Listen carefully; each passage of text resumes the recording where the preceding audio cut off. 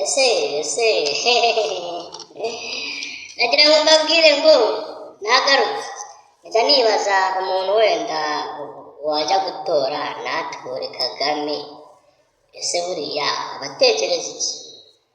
Nyamara da abanyarwanda hari abantu batajya batekereza yuko wenda ahari u Rwanda rwikoze gutya. Rufite aho rwavuye kandi rufite n'aho rugeze. Tubikesha iki? FPR. Ninde wari bufate icyemezo cyo kubohora u Rwanda akarwinjiramo agahangana na leta mbi yari iriho agamije ineza y'abanyarwanda? Rero njyewe ikintu nshingiraho nkunda FPR n'igituma muravuga bino ni uko nkunda umuyobozi w'u Rwanda kandi afite aho yankuye, nubwo ndi umujene ngana gutya ndi singo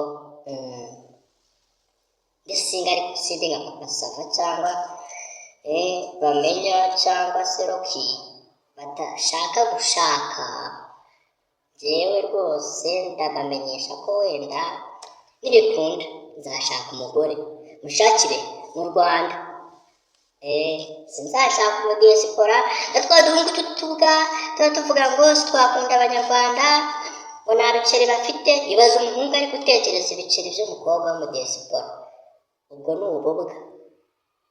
ni ububwa. Wafashe ingurube cyangwa se ikibwana cy'ingurube uracyorora cyangwa kuvamo ibibwana byinshi kandi ikibwana agira ngo kirunguka. Njye nkunda buriya kuvuga ingurube ariko sinzi iki.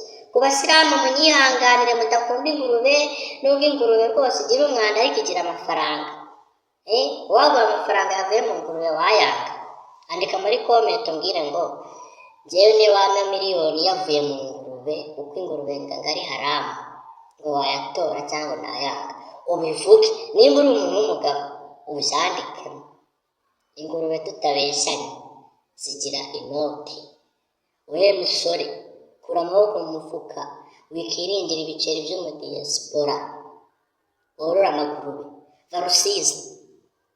Ukeka ko se ngo wenda icyatumye ntuza ava i Kigali uriya ngo ni Nsabimana Nsabi, Dogiteri Nsabi yoroye ingurube arazigurisha, aravuga ngo rero ngize ingurube zigiye kumbera igishoro njye Nyamugari ajya i Kigali i Nyarugenge ahura n'umugabo bita Kiramani afite ishandiko z'ibiceri, dore ko Kiramani nawe akunda amafaranga.